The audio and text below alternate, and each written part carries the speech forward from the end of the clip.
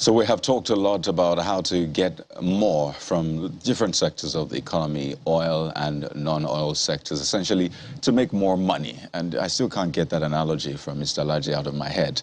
You know, the match between Mr. Macaroni and Anthony Joshua. Even though that's a match I would love to see for charity purpose, not for competitive purpose.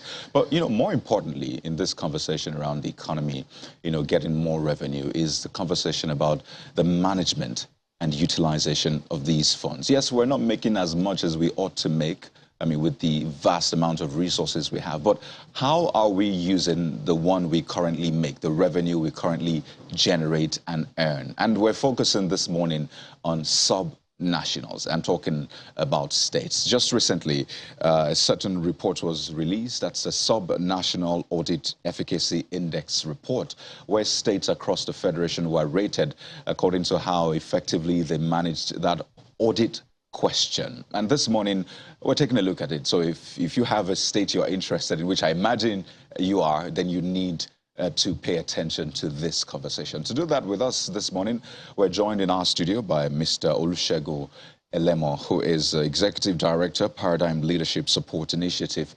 PLSI. They championed this particular report. Good morning and thank you for joining us. Thank you for having me. We also have joining us virtually Mr. Abdulsman Aliyu, who's Auditor General, Bauchi State. He's also Chairman, Body of Federal and State Auditors General. Joins us virtually this morning. Good morning and thank you for joining us as well. We'll come to you in a moment, Mr. Aliyu, but let's start with you, Mr. Elemo. So, Subnational Audit Efficacy Index 2021. I know this is a realm that you're always interested in, the Auditor General's report, but this is for subnationals. Let's start off with this very important question. Why do we need to know what's happening with subnationals in terms of the management and utilization of public funds? Well, thank you for the question. Well, I would say that much attention has been focused on the center for a long time. I mean, everybody is asking what the president is doing, what ministers are doing, what federal appointees are doing, what senators are doing, and House of Rep members. And very little question, or none at all, is asked at subnational level, at states and local government. Whereas when you look at the federal account allocation, committee sharing formula, I mean, you know that the federal government has just a little above 50% or thereabout, and the rest goes to subnational. So in that regard, we need to as well look at how governors and how, not just governors, I mean, I think basically how institutions of governance are operating at subnational level, and whether they are delivering on their mandate to promoting accountability, fostering transparency, ensuring good governance, and accelerating development. Who should be asking those questions? I think citizens, really, because they are the governed, and citizens, stakeholders generally, whether the private sector or citizens generally, should be asking those questions from those who govern them. Well, and those who govern them are not necessarily those who have been elected or appointed, but also those in civil service. Well, the question then would be how, but we'll come to that. Mr. Usman, you also, as my colleague introduced you, are the chairman of Body of Federal and State Auditors General. One curious question. You heard my colleague say I'm like an Auditor General's champion on this program. So one question that I would love to find out from you is, why is it difficult for ministries, departments, and agencies to listen to Auditor Generals? I speak about that against the backdrop of the Auditor General's report that we only hear these are the people that are supposed to answer questions, and they don't answer over and over the years.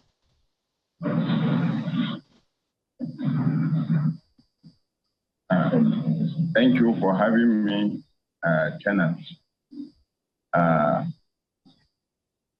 You see, governance have to do with, we cannot succeed in governance without office of the Auditor General.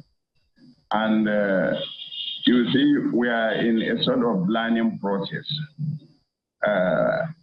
Ministries and departments are normally queried by the appropriate auditors if they fail to respond to our queries. So if they fail to clear, we send such observations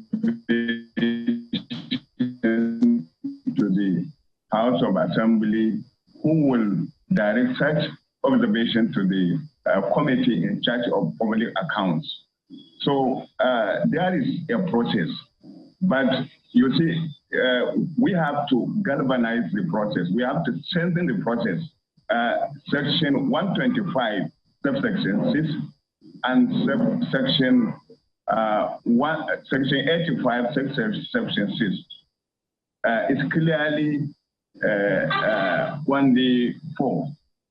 That is why each of the states established audit law to strengthen the audit institution, so that the various stakeholders must be, especially the accounting officers, must be held accountable in the course of public spending.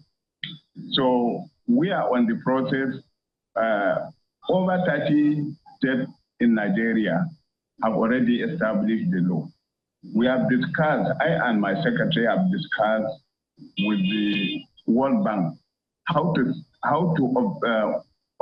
see that the law is observed. They should help us ensuring that we have implemented these laws, not just establishing the laws, but how do we implement the law? If these laws are well implemented, Nigeria will be better, because the essence of government in democratic government is providing good to the people. Well, Mr. Usman, you haven't really quite answered my question of why they do not listen. But perhaps you are also, from what you're saying now, trying to take action to ensure that there is some teeth from the office or offices of the Auditors General across the nation. So in terms of that, perhaps it's also to say that many people do not understand the role of the Auditor General, especially at the subnational level. What is it that people need to know so that they can offer the right kind of support to the Auditor General's office in their various states?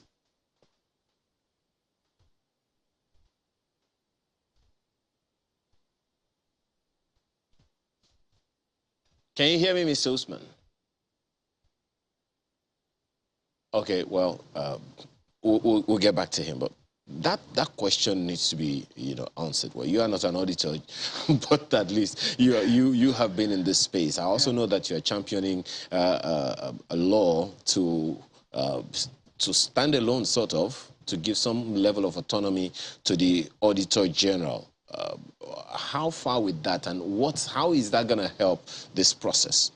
Well, okay, so I think it's to say that we need to separate what's happening from the federal, with what's happening from states. We've been advocating for a federal audit law for many years now.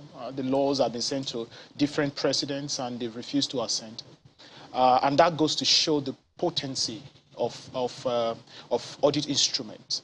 Now, going back to the subnational, like what Mr. Aliyu said, is that we need to strengthen audit institutions at subnational, and it's very, very important, because that's the foremost accountability institution.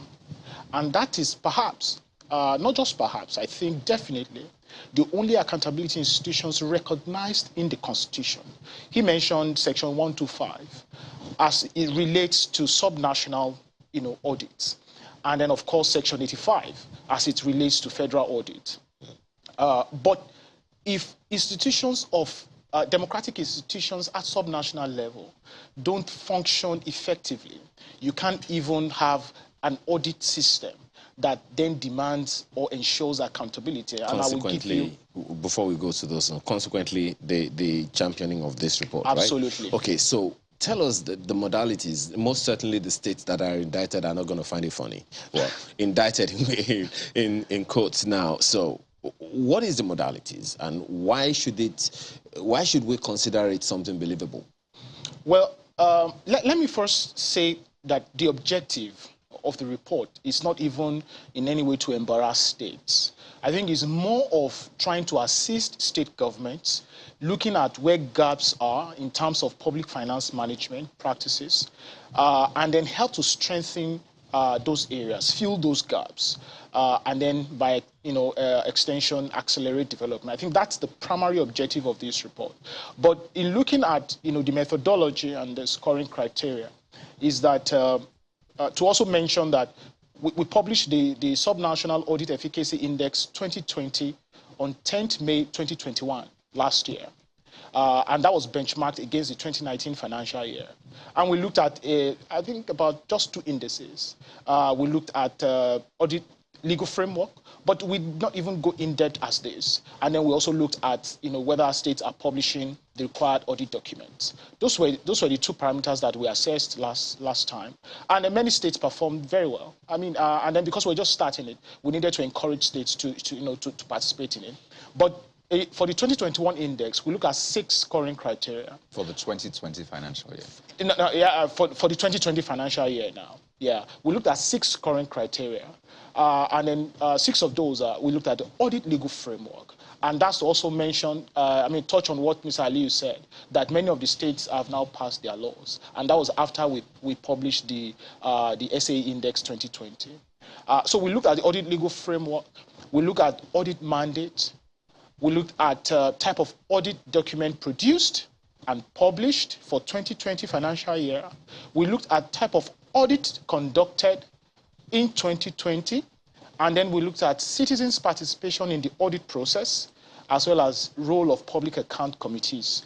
Those were the 6 scoring parameters that we used. And I think the natural question is, what did you find? What was most instructive, remarkable for you? I see that part of the things you found is just, interestingly, right here, that only 11 out of 36 states assessed conducted either compliance or performance audit on public expenditure in 2020. 11 out of 36, that's less than half. Absolutely. Only 11. And many people may not, see, this thing sounds a little bit technical sometimes when you say compliance audit, performance audit. What does that even mean? What compliance audit means is that the auditors are assessing government institutions, government agencies, whether their operations within that financial year have conformed to regulatory provisions and laws that set them up. There's no institution of government that just sprang up. There was a law, maybe an act of parliament, maybe a provision of the constitution that set it up. And whoever is running that institutions must run it in conformity with the laws that set it up. And that's the whole essence of compliance audit. So in carrying out activities of that institutions, you must comply with those laws.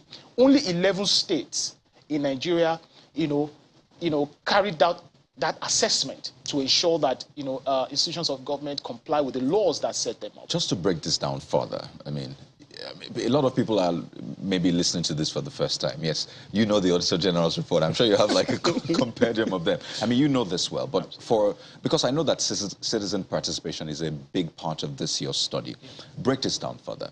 So an institution of government, can you give an example? What is expected of that institution in terms of compliance audits? What does the law say? You might not be specific, but what does the law say they have to do? How do they flout that particular law?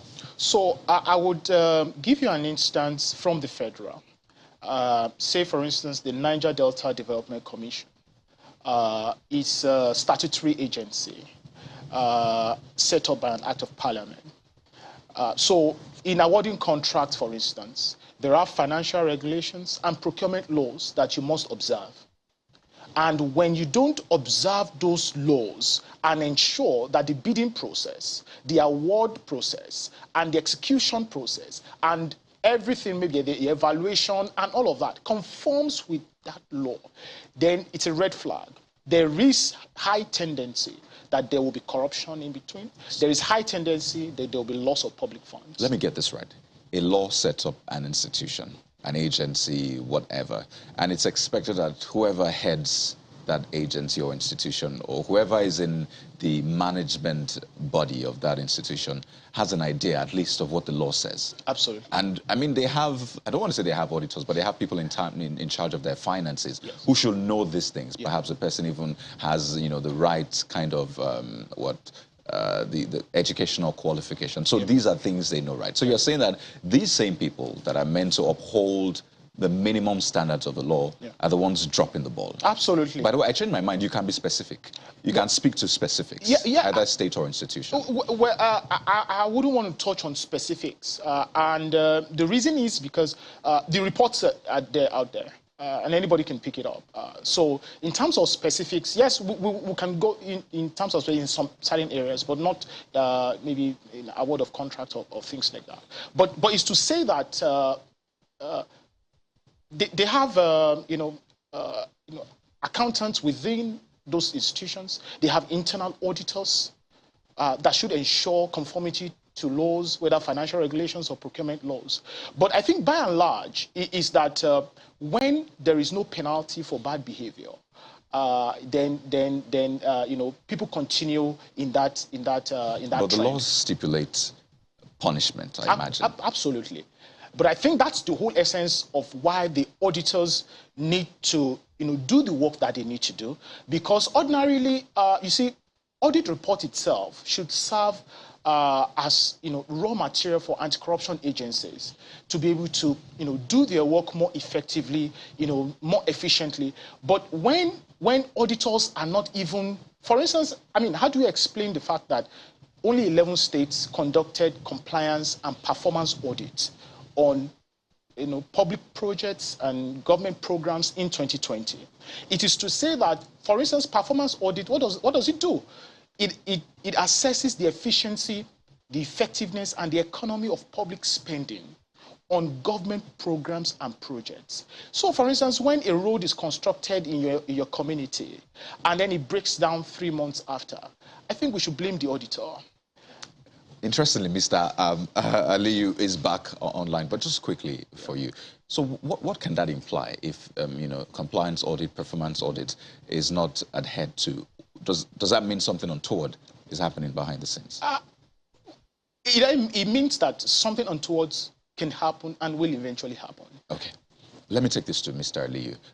It's good to have you back, Mr. Aliyu. I would first ask you to respond to the question my colleague raised earlier about why it is, hard to get the government to maybe listen to Auditors General. And then he talked about the role of Auditors General. So I'm going to pack everything together, plus the question I was asking our guests in the studio as to, so the possibilities, when these laws are flouted, what does that mean? Does that mean necessarily corruption is going on? So I don't know how you can pack those together and respond.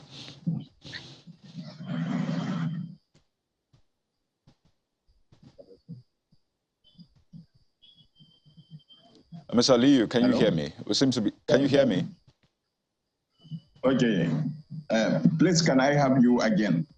Okay. Let me just start from the conversation we're into now. Perhaps we'll get you to respond to the earlier ones. But so we're talking about compliance and performance audit. And from that report, it says 11 out of 36 states actually conducted, compliance and performance audit. So that leaves us with, 25 states that are clearly flouting that. And you oversee, as it were, the Auditors General across the state. So what does that imply? Why is it hard for states to actually comply with what the law that actually sets up those agencies says?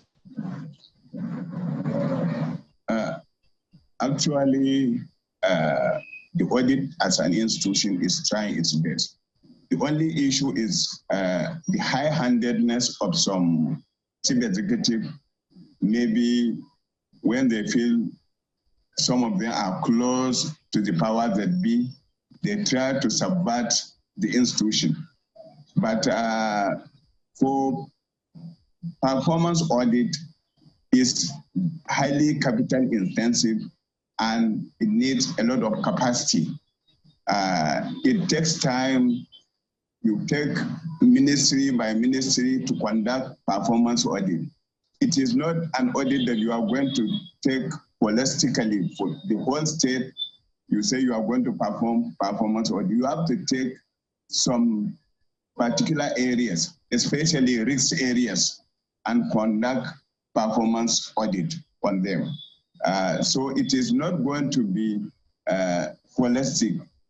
So that is why it is difficult to perform performance audit, because you want to ascertain the economy, the efficiency and effectiveness of the projects, and most importantly, the result that that expenditure has brought. For example, if your village have, for instance, a cholera, and what you need is to have pipe-borne water. You need to have pipe-borne water. And if they say pipe-borne water has been dug, the most important thing is that has the cholera stopped? Has it been reduced? That is the meaning of effectiveness. That is what the spending has affected the people. So the issue of accountability and auditing has become very, very important, because it is now almost everybody's business. Even man on the street should be concerned with what is spent on his budget. Just a quick one. Just a quick one, Mr. Usman. What are the challenges? What are the challenges that auditors general have with their chief executives? Thank you. Thank you. No, the challenges most auditors general have is almost threefold. One is financial autonomy, because the essence of the law is to give the auditor general financial autonomy to perform his duty in line with the law and constitution. But most of the auditor general will be looking for even 500,000 in their office, they cannot get. So it is very difficult for you to work without finance. That is why the law is established. The second is the issue of administrative autonomy. Administrative autonomy means that you have to appoint, promote, and discipline your people in line with your tests. But you find out that some staff are sent to audit because they are not needed elsewhere. So they will just move to audit institution because some institutions don't need them. So you see, you need a best person, one of the best and competent person in the audit to be able to carry out the job. So these are some of the problems the audit institution is facing. That is the regulatory problem, which border on financial, administrative, and operational autonomy. So if we are able to get all this one, I believe that each auditor general office will function as expected in the Constitution. Okay, let me come to you, Mr. Elemo. Let's speak to the document directly now. The SAE ranking, you call it subnational audit efficacy, ranking for 2021. This is what you will find. From the bottom up now, you'll find that the 39th position, that's what you have right there. The 36th position, at 39%, forgive me. You have Benue State, and then you have Lagos. One would have thought, Lagos wouldn't come that low. What are some of the findings that shocked you? It's one of the things we discovered, really. After we did the last assessment, like I said, it was sort of spoon-feeding state, just to say, okay, let's lower the standard. But we had even mentioned at that time that we're going to expand our methodology. Yeah, you're coming for war next time. No, certainly, we told them. And to say again that this whole exercise, we interacted with all auditors general in all the 36 states, all accountant generals, all public account committees chairman in all the 36 states, and 3 civil society each in each state of the federation. So there is not one auditor general today or accountant general or chairman of public account committee in any state of the federation that can say boldly that we did not interact or we did not engage in this process. Now, one of the things we saw is that, for instance, Lagos State, I don't know if any Lagosian has seen the audit law for Lagos State, but it's not in public domain. I understand that the governor signed the law in 2019, but why is it not out there? Why aren't citizens able to access that law? You see, because if you don't have access to the law and the provisions of the law, you don't have the instrument to hold public officials accountable. Again, is that Lagos State, the audit report for Lagos State is not in public domain. You see, people make a mistake. And what is the implication of that? The implication is that citizens cannot ask questions. And I will tell you, see, people make mistake between the audited financial statement and audit reports. These are two separate documents produced by the same institution, which is the institution, the audit institution, but they contain two distinct content. How are they distinct? The audited financial statements are just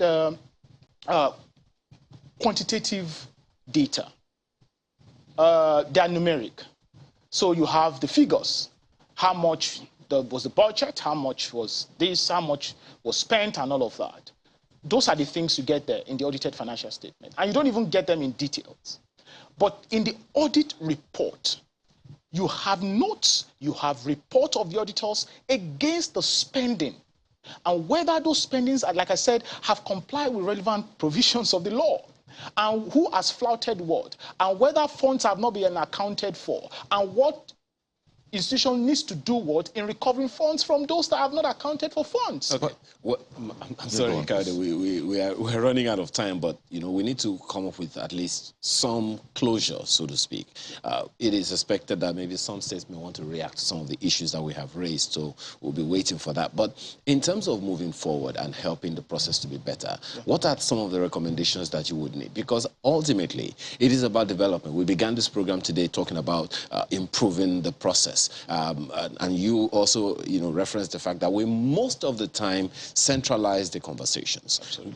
Decentralize it to the 36 states and the FCT now. What are some of the recommendations that you think are crucial if we are going to manage our resources well and, as Kayode said, maximize value for money? One, I think governors now, and we've engaged with the Governors Forum. And we're engaging, and we'll continue to engage. Like I said, this is not a vindictive report. It is not, you know, to embarrass anybody. It's to work together and see how we can, strengthen institutions of government. But one of the things we have recommended is that governors need to muster the political will to ensure that, you know, audit offices at subnational level have financial autonomy. And you heard when Mr. Ali mentioned that. That's one of the challenges that we have seen, we saw, you know, in the course of this research. And indeed, to say that we did not even assess states against operationalization of financial autonomy yet, but for the SA Index 2022, we're certainly going to assess them against that. So they have like a year to implement that? Exactly. So they need to, the governor needs to ensure that financial autonomy kicks in, so that the Auditor General gets the funding from the first line charge, directly from the, Consolidated Revenue Fund. Another thing, like Mr. Ali mentioned, is administrative autonomy, and we measure that. We looked at that, the staffing structure of the Office of the Auditor General. The Auditor General needs to be able to independently hire, fire, and dismiss his staff, discipline it. But you discover that many states have not constituted, Audit Service Commission. After the law have been passed, I mean, many states passed their laws between June and December 2021. So you wonder why after 8, 9 months, 10 months, they've not started implementing the laws. You know what's quite interesting? We're totally out of time very soon. Is the fact that this is for financial year 2020, the year of COVID-19. Absolutely. Which is the year that we had a lot of disruptions and questions are still being asked about how some funds are being spent. But something quite instructive is citizen participation. Well, there's been a talk about having a public accounts committee in the state assemblies actually taking this on, because he says that if they fail to look at the report, they will send it over to the public accounts committee, who can then champion this. The state assemblies represent the people. So looks like they're complicit, or at least they are complicit in all of this. Absolutely. So can the people push from there? No, certainly they can. They elected them. It should be able to do that. It should be able to do that. Now we're going to continue to engage the people to do that. And many states now are beginning to respond. I think Ekiti sent us, a note that they are now, they've started, looking at, report of the Director General for 2020, or maybe for 2021, I think, and then they've invited civil society to come and witness what's happening and engage. But one thing we also saw is that 31 out of 36, public accounts committees in all the 36 states are either less effective or not effective at all. 31. 31. That's literally all of them. That's literally all of them. So it goes to show again the quality of legislators we have at subnational level. In that regard, just a very, very quick one. What questions should the voter be asking before employing the next set of legislators into their state House of Assembly? Well, I think the indicator will be that whether reports of the Director General in public domain, whether the State Assembly have reviewed it, and whether the State Assembly have passed any resolution on the report of the Director General, what those resolutions are. My apologies. How important is it for a legislator to understand these processes before being employed by the people? Well, not necessarily that they must understand it. I think that we had an issue, a discussion around capacity gaps and whether we can strengthen, rather than focusing on strengthening capacity of legislators, and whether we can strengthen the technical assistance that legislators come to rely on once they come into office. I think if we're able to strengthen that technical support that the legislator come to rely on, then they can then help the legislator to do their work. Because, I mean, you cannot, once they meet the requirement that INEC puts out, the qualification, they may not necessarily have the accounting background. But it is that when you come into public accounts, it is public accounts, and you must have accounting, knowledge, sort of. But you can also rely on your technical support to be able to do that work efficiently. But I think it is the commitment, it is the diligence, it is the commitment on the part of legislators to actually do the work, not necessarily whether they have, background knowledge on the subject. I see Bauchi ranked first, followed by Osun. Osun also ranked first. Yeah. And Ekiti, Yobe, Kaduna, Borno, Plateau, Imo, Kebbi, and on and on. I do hope, really, that this conversation has opened up the bigger conversation for the executive, the legislature, and more importantly, the people. I want to ask you what people can do moving on from this conversation, but as you always say, don't answer that. But it's been a very interesting conversation, really. I'd like to thank you so much, Mr. Olusegun Elemo, who is the Executive Director, Paradigm Leadership Support Initiative. I see that report is over 100 pages. About 158, actually. I have a lot of work to do on that one. I would also like to thank Mr. Abdul Usman, who is Auditor General, Bauchi State, and the Chairman Body of Federal and State Auditors General. Thank you so much as well for your time on the program this morning.